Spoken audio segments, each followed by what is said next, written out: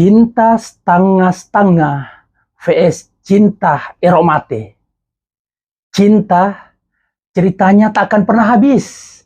Kadang mengetuk hati hingga berbuat narsis. Namun kadang hanya sebatas ucapan agar pasangan hatinya terkikis. Anda berada di posisi mana, guys? Saat ini viral, pasangan berpisah minta barang dikembalikan.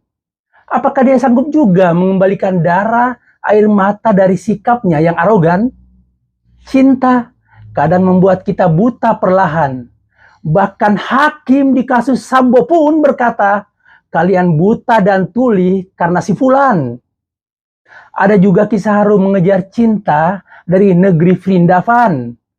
Hanya gara-gara kenal via online hingga rela berkorban.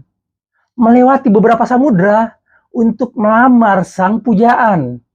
Walau takdir tidak sesuai indahnya harapan. Ada juga aksi brutal akibat cinta oleh Mario Dandi Serang. Anak seorang dijen pajak yang kasusnya mungkin akan panjang.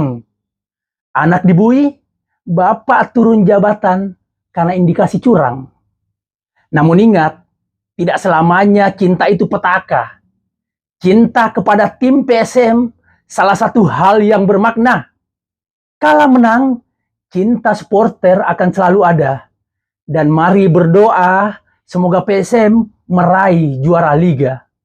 Saya Rahul Denggasing dengan kata saya menyapa.